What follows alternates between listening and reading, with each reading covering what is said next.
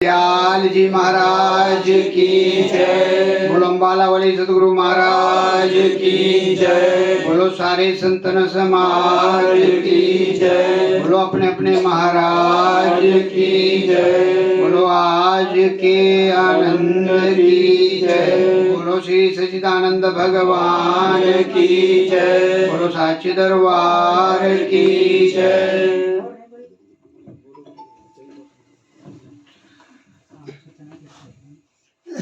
सत्यं बोधमयं नरोममलं प्रत्यक्षमेव सर्वेषु रत्नैर्मण्डित शिरशिशुप्रमुक्तं श्वेताम्बरे शोभितं मुक्तमालविभूषितं च युद्धं सिंहासने संस्थितं भक्तानां वरदं प्रसन्नवदनं श्री सतगुरु नौमे हम। श्री सतगुरु नौमे हम। बंदो चरण सरोज गुरु मुद मंगलाकार जय सेवत नरोत भव सागर से पार, भव सागर से पार। गुरु जी के सिमरण मात्र से नाशत विघ्न अनंत ताते सर्वारंभ में ध्यावत सब संत, ध्यावत सब संत। जेहि खोजत ब्रह्मा थके, जेहि खोजत ब्रह्मा थके, सुर नर मुनि और देवा कहत कबीर सुन साधुआ कर सतगुरु की सेवा, कर सतगुरु की सेवा। अखंड मंडलाकारं व्याप्तमेन चराचरं तत्पदं दर्शितमेन तस्मै श्री गुरुवे नमः, तस्मै श्री गुरुवे नमः। राम कृष्ण से कौन बड़ा, तीनों तो गुरु कीन, तीन लोक के वेदनी, सतगुरु आगे अधीन, सतगुरु आगे अधीन। सब धरती कागज करूं, लेखनी सब बन राय, सात समुद्र की मसीह करूं, पर गुरु गुण लिखा न जाए, गुरु गुण लिखा न जाए। गुरु ब्रह्मा गुरु विष्णु गुरुर्देव महेश्वरा, गुरुर साक्षात परम ब्रह्म तस्मै श्री गुरुवे नमः, तस्मै श्री गुरुवे नमः। तुमेव माता च पिता तुमेव, तुमेव बंधु च सखा तुमेव, तुमेव विद्या द्रविणं तुमेव, तुमेव सर्वं मम देव देव। बोलिए जयकारा, बोलो मेरे श्री सतगुरु महाराज की जय।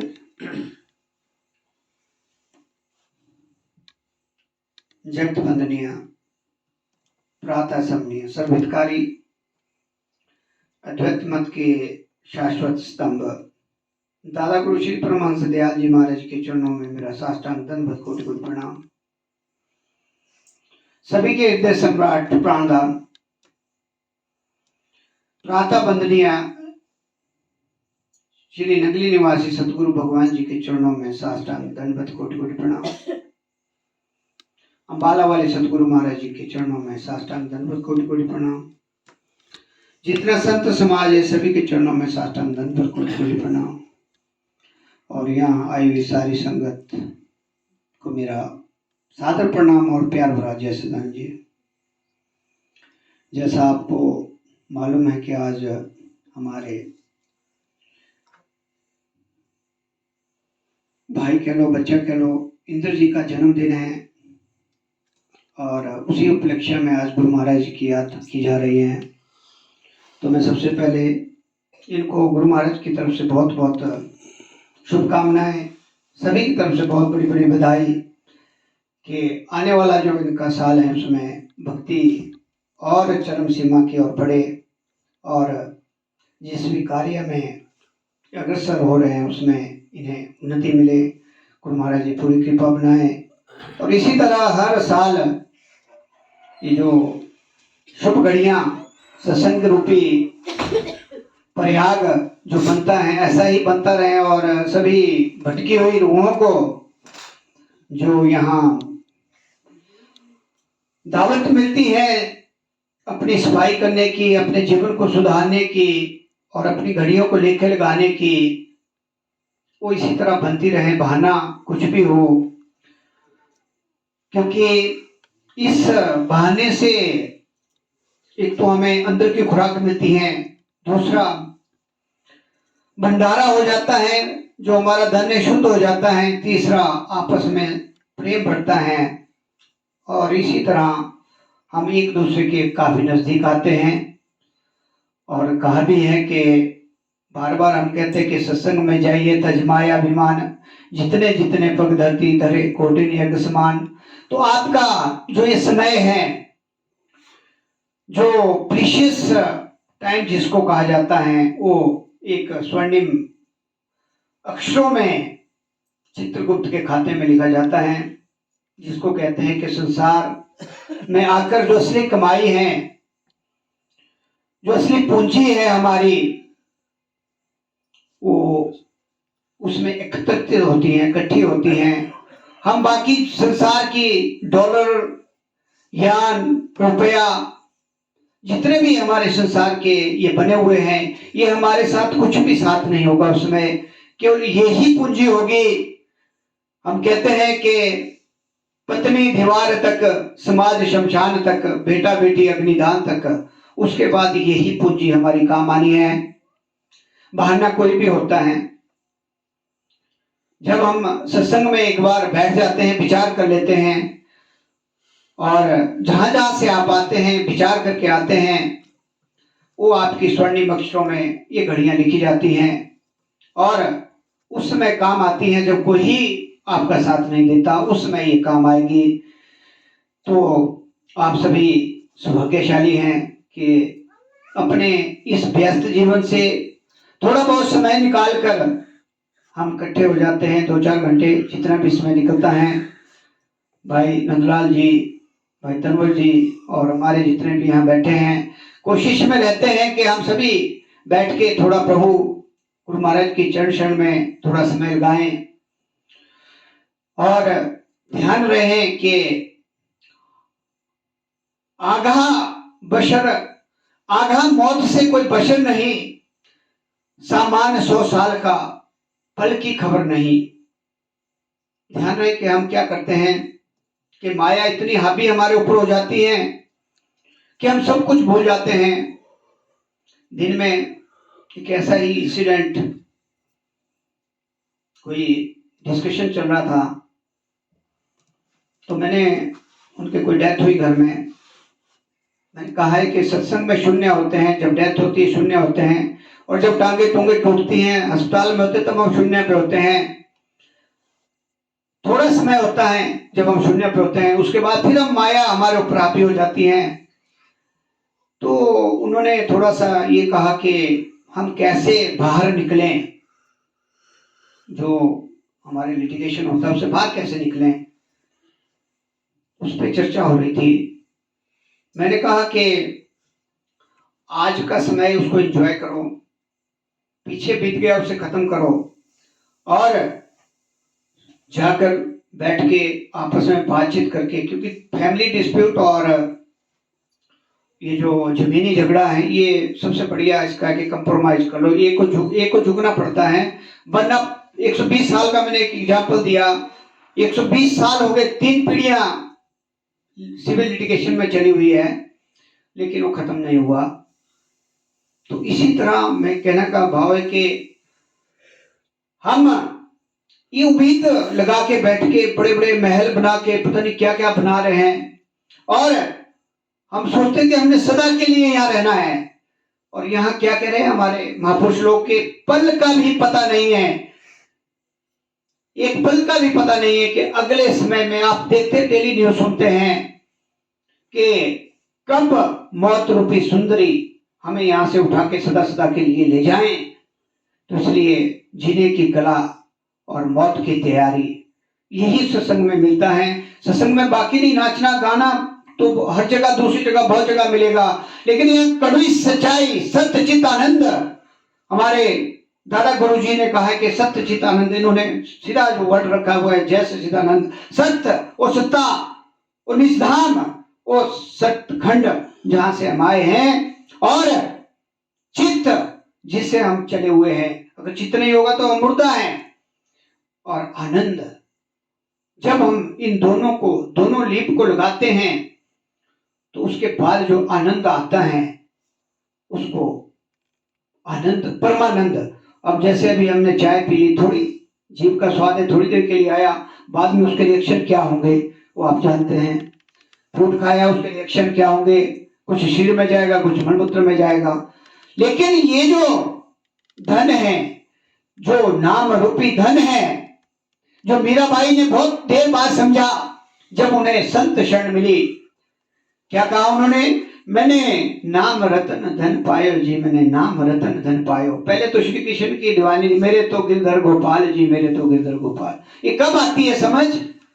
जब नाम रूपी जो हीरा पारसमणि हमें मिली है, जब हम अंदर उसको पूरी तरह से, जो आपको नियम बताए गए उनमें रहकर डेली कम से कम 1 घंटा, 1.5 घंटा, 2 घंटा, 2.5 घंटा लगाते हैं, फिर जाके हम इन चीजों से, नहीं तो क्या होता है, अगर हम मंदिर में जाते हैं, दूसरी भक्ति करते हैं, सत्तम और रज, तो वो अपनी तरफ खींचेंगे आपको।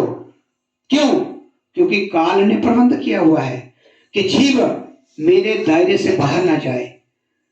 अगर आप उत्तर की तरफ जाएंगे तो अपनी तरफ खींचेंगे, क्योंकि हर जो, जैसे हमारे पॉलिटिकल लोग होते हैं कि बीजेपी वाले कहेंगे हमारी तरफ आए, कांग्रेस वाले कहेंगे अपनी तरफ आए, अपनी तरफ को आए, आप वाले कहेंगे हमारी तरफ आए, और जिस तरफ ज्यादा जोर होगा वो खींचेंगे ही खींचेंगे। इसलिए बार बार एक चीज दोहराई जाती है कि एक साधे सब सदे, सब साधे सब जाए। हम क्या करते हैं कि हमारी दौड़ मन की दौड़ है। मन कब दौड़ता है? जब हम अभ्यास नहीं करते, केवल सुनते हैं, उसमें अमल नहीं करते। और अगर हम अमल करते हैं तो मन आपका बिल्कुल एकाग्र हो जाएगा, थॉटलेस हो जाएगा, उसका ध्यान जाएगा ही नहीं इस तरफ। ना वो सप्ताह की तरफ जाएगा, ना वो जगराते की तरफ जाएगा, ना वो मंदिर में जाने की तरफ जाएगा। वो कहेगा क्या, क्योंकि जब शब्द मिल गया है जो सबसे बड़ा है, पोथी पढ़ी पढ़ी जग मुआ, पंडित भया न कोई, 2.5 अक्षर प्रेम के पढ़े सो पंडित है। जब कबीर जी ने साफ शब्दों में कह दिया है कि पोथियों के पढ़ने से, मंदिरों में मूर्तियों के, जो पत्थर की मूर्तियों में ध्यान की पूजा करने से, पानी में नहाने से, 4 धाम करने से, वेद पुराण शास्त्र सारे ग्रंथ पढ़ने से आपको यह ज्ञान नहीं मिलेगा जो आपको 2.5 अक्षर के शब्द में, जो शब्द जो हमारे अंदर है, जो शिष्टा है, दृष्टा है, अगर हम उसका अभ्यास करेंगे तो हमें कहीं जाने की जरूरत नहीं है। किसी भी अवस्था में हम हो, कोई उसमें कर्मकांड की तरह नहाना धोना कुछ भी नहीं है। बाकी चीजों में तो नियम आपको करने पड़ेंगे, अगर नियम से नहीं करोगे तो उसका कोई फायदा नहीं होगा। अगर आपने 40 भी पढ़ना तो उसके नियम बनाए हुए हैं। अगर आपने मंदिर में गायत्री मंत्र करना, उसके नियम बने हुए हैं। अगर आपने विष्णु भगवान का कोई पाठ करना, उसके नियम बने हुए हैं। लेकिन आपको सहज समाधि योग, जो हमारे महापुरुषों ने अपने भरसे प्रयत्न से अपने को तपाकर, हमारे दादा गुरु जी ने 18 साल नग्न अवस्था में जंगलों में शेर और चीतों के बीच में बैठ के तपस्या की। किसके लिए? हमारे लिए। फिर हमारे उन्हीं की आज्ञा के अनुसार हरिहर बाबा, हमारे नगरी निवासी भगवान जी को, आज भी उस जगह में जो 2.5 फुट की गुफा है, जब कभी जाएंगे आप, जहाँ उन्होंने धुन, हमारे दादा गुरु जी ने वहां धुन एक लगाई हुई है जो सत पड़ी उस समय से चली हुई है, 1870 के आसपास से चली हुई है, वो अभी भी वहां है। वहां 13 साल गुरु आज्ञा में रहकर उन्होंने अपने शरीर का पता नहीं क्या क्या निकाल दिया, कुछ भी नहीं रहा था, हड्डियों का ढांचा, सांस पता नहीं कहां थी। तो पाया गुरु आज्ञा में रहकर, तब जाके हमें वहां से ये जो पावर जैसे आती है ना, पावर हाउस से ये बिजली चली हुई है आपकी, कैसे चली हुई है, अगर अभी तार काट दे तो पावर हाउस आपके खत्म हो जाएगा, अंधेरा हो जाएगा।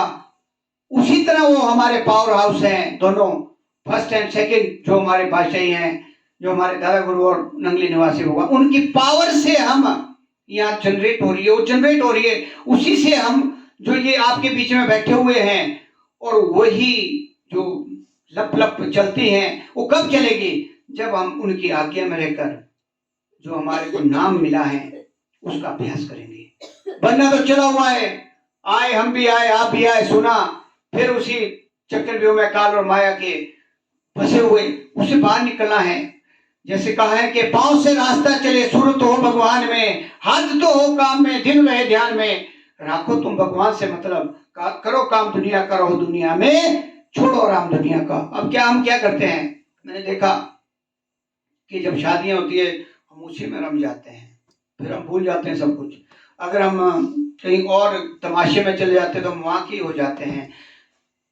बड़े बड़े जितने भी संत हुए हैं उन्होंने क्या किया, बाहर का सारा काम किया। अपने रविदास ने जूते काटने का काम किया, ये हमारे कबीर जी ने सूत काटने का काम किया, नामदेव जी ने भी वो शॉलों में कुछ लगाते थे, चिपियां लगाते थे, सबने काम किया। लेकिन उन्होंने संसार से अलग रहते हुए, संसार का सारा कर्तव्य निभाते हुए अपने आप को संसार से अलग रखा।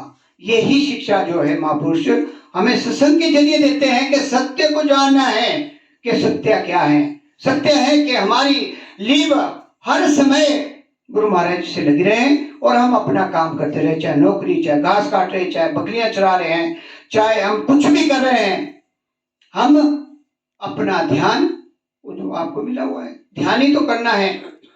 और अगर सवेरे टाइम मिलता है तो आपको बताया है कि 3 से 4 सोना, 4 से 5 चांदी और 5 से 6 तांबा।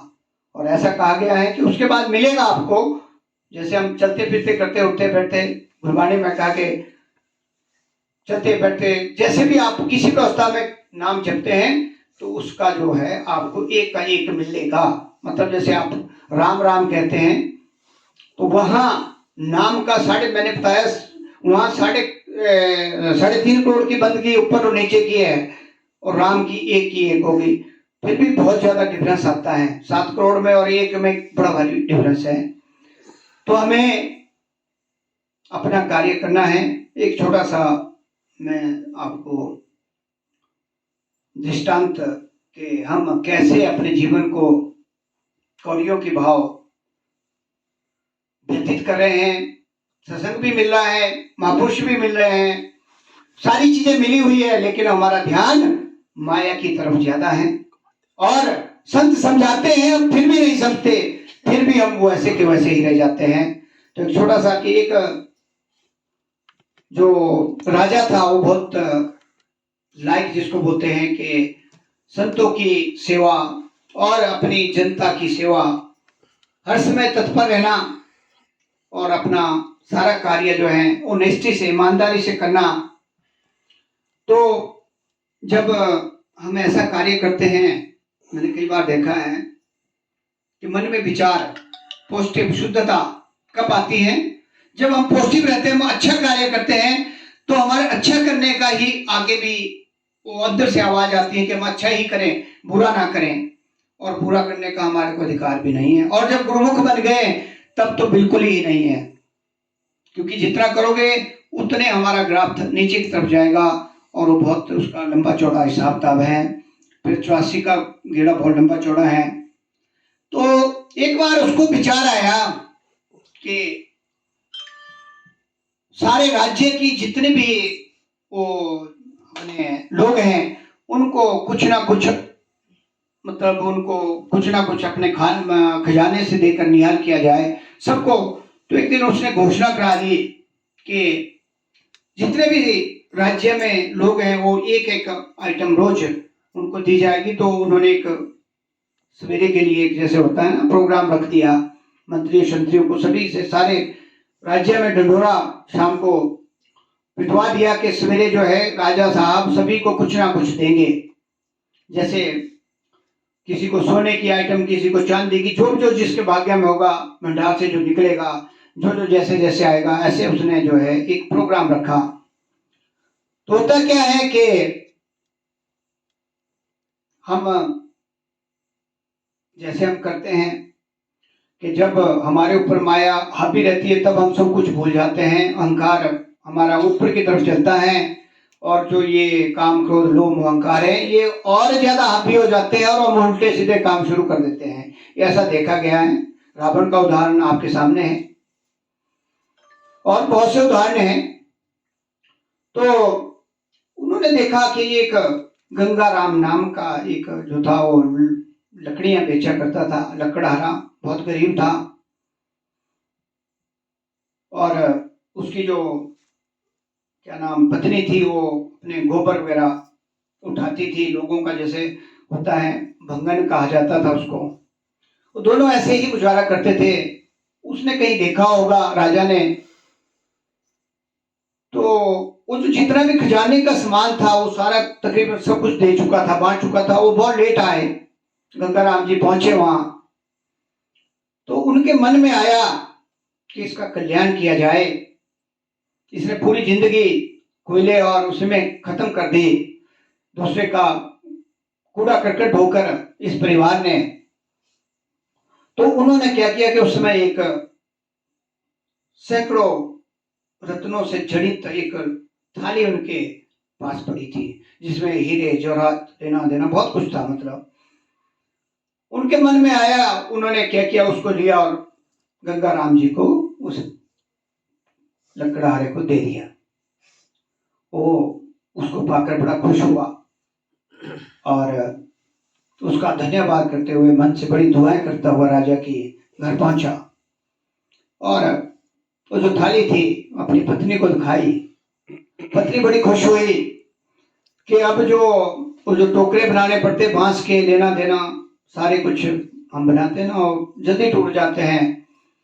तो अब वो बड़ी खुश हुई कि अब तो इतनी बढ़िया था वो मिल गई टोकरी, और इसमें जो है अब मुझे कोई वो नहीं होगी, परेशानी नहीं होगी जो मैं काम करती हूँ। और दूसरे दिन से काम वही चलता रहा, और वो उस रत्न जड़ित थाली में वो सारा जो गंध धोती थी उसमें शुरू कर दिया, और खूब मटकते मटकते, क्योंकि चमकती थी, बहुत चमक थी उसमें, वहां चली और उसी से अपना कार्य शुरू कर दिया। बहुत दिनों के बाद उस राजा का वहां से आना हुआ कि देखूं कि जो गंगाराम एंड उसकी फैमिली है, क्या उसमें कोई परिवर्तन आया, क्या उन्होंने उसको यूटिलाइज किया। तो देखते हैं कि वो भंगन उसमें गोबर और गंध लेकर चली हुई है, मटकती हुई, और वो राजा बड़ा हैरान हुआ, परेशान हुआ कि मैंने इनके जीवन को सुधारने के लिए रत्न जड़ित इतनी बड़ी वस्तु दी कि अगर एक हीरा या एक सोने का वो भी निकालते तो 7 पीढ़ियों तक इनका काम चलना था। लेकिन देखो कि इन्होंने उस टोकरी बनाई हुई है और गंध इसमें डालकर धो रहे हैं। तो बड़ा उसको धक्का लगा और उसने वो टोकरी जो है वो वापिस ले ली, और उन्हें थोड़ा बहुत दूसरे पदार्थ जो समझते थे वो दिए। तो यहां कहने का मेरा भाव यह है कि नाम रूपी थाली, नाम रूपी अष्ट सैकड़ों मतलब जो रत्नों से भरा हुआ, अभी आपने भजन भी गाए कि हमें मिला हुआ है, और हम उसे कैसे यूटिलाइज कर रहे हैं, ये तो अपने आप से आपने प्रश्न पूछना, जितने गुरुमुख यहाँ बैठे हैं। और क्या हम भी उस नाम रूपी रतन को उसी तरह यूज कर रहे हैं जैसे भंगन ने किया, या उसका यूटिलाइज कर रहे हैं? अगर हम उसका यूटिलाइज कर रहे हैं तो आपकी कई पीढ़ियां, मतलब आगे का रास्ता सीधा बन जाता है। कई पीढ़ियां उसमें 21 पीढ़ियों तक कहा गया है कि साफ हो जाती हैं, उनकी सफाई हो जाती है। अगर हम वैसे ही भंगन की तरह उसको यूटिलाइज कर रहे हैं, भाई मिल गया उस नुकड़ी में रख दिया और हम काल और माया के जाल में फंसे हुए हैं, वही गुस्सा, वही अहंकार, वही सारी चीजें हमारे में हैं, तो समझ लो कि वो थाली जो है आप उसी गद्दी को ढोने में लगा रहे हैं। तो इस तरह से हमें इसकी वैल्यू को समझना है, जानना है कि हमें नाम मिला है क्योंकि आपने पिछले जन्म में भक्ति की होगी, सेवा की होगी, तब जाके कहीं ऐसा बात बनती है, ऐसा बगीचा सस्ता है, ऐसा प्रयाग बनता है और हमें ऐसी शरण मिलती है महापुरुषों की जहां से हम सभी का कल्याण निश्चित है। तो हम इस समय का जो हमें समय मिलता है, जो हमारी ड्यूटियां लगाई हुई है सभी की कि कुछ ना कुछ करना है, क्योंकि तुलसी बाबा कहते हैं ये घड़ी आदि, आदि से बुनियाद, तुलसी संगत साध की कटे कोटि अपराध। तो यहाँ बैठकर, यहाँ आकर हमारे बहुत से पाप कट जाते हैं। और अगर नाम 24 मिनट 6 मिनट आपको बताया कि 6 मिनट जपते हैं तो दिन रात के मनसा बचना कर्मणा से हम पाप करते हैं साफ हो जाते हैं। 12 मिनट करते हैं तो आपका ग्राफ ऊपर की तरफ चलता है, 24 मिनट करते हैं तो और ऊपर की तरफ चलता है, और 1 घंटा करते, 2 घंटा करते तो आप पिछले जन्मों का जो ढेर है, जो करोड़ों वर्षों से हमारे साथ चला हुआ है, उसका धीरे धीरे समापन हो जाता है और हम शून्य की तरफ जाते हैं। बोलते हैं कि प्रकाश मैंने देख लिया। प्रकाश देखना इतना आसान नहीं है, बोलने की बातें हैं, और तभी हम उसको पाएंगे जब हमारे कर्म शून्य पे होंगे। उससे पहले कुछ नहीं मिलता। बड़े बड़े आए, बड़े बड़े चले गए। हमें बिल्कुल निर्लिप होना पड़ेगा, पानी की तरह निर्लिप होना पड़ेगा, तब दर्शन होंगे। वो तो असली प्रकाश है। बाकी तो बहुत कुछ देखते हैं, हम बोलते भी बहुत कुछ है, कुछ नहीं होगा। वो जब वो हो जाती है अवस्था, तब हम यहाँ थोड़ी बैठे होंगे, हम फिर तो बिल्कुल हम उस समय चले जाएंगे साइलेंस में, कुछ जरूरत नहीं होती। फिर बोलने का ये विषय नहीं है, ये समझने का और करने का विषय है। और जब हम करने पे आएंगे तब हम, ऐसा जन्म नहीं होगा हमारा, फिर हम कहीं और ही जगह होंगे, बिल्कुल साइलेंट में, जहाँ कोई नहीं होगा, केवल मैं और मैं, मुंह कुछ नहीं होगा, तू और तेरा, वही चीज होगी। तो इसलिए हमें प्रयास करना है। धीरे धीरे रेमना धीरे सब कुछ होए, मालिक सिंचे 100 बड़ा ऋतु आए फल होए। हमें फल तभी मिलेगा जब हम कुछ करेंगे। जैसे हम पढ़ाई करते हैं तभी हम आगे बढ़ते हैं। अगर नालायक रह जाते हैं तो फिर हम आपको पता है नीचे की तरफ गिरते हैं, लाले की नौकरी करनी पड़ती है। इसी तरह इसमें अगर हम असली कमाई करते हैं तो हमारा ग्राफ ऊपर की तरफ चलता है। तो हमें ऊपर की तरफ चलना है। और अब समय आगे जात नहीं दे रहा है। इतना ही मेरा संदेशा था कि हम इस जो नाम रूपी हमारे को पार्समनी मिली है, इसका पूरा पूरा लाभ उठाएं, और जो हमें प्रीशियस लाइफ मिली है, जन्म मिला है, उसका पूरा लाभ उठाते हुए हम अपने इस जीवन को सफल करें। इन्हीं शब्दों के साथ में अपनी वाणी को विराम देते हुए बोलिए, बोलो जयकारा, बोलो मेरे श्री सद्गुरु महाराज की।